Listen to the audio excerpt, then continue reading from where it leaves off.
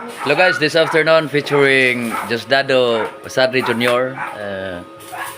On its installation of the new double deck headed by our foreman, Bangkiao Jr.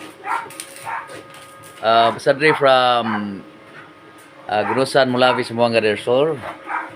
So if you want to have a double deck using these materials, the square tubes, so you can request, just follow my YouTube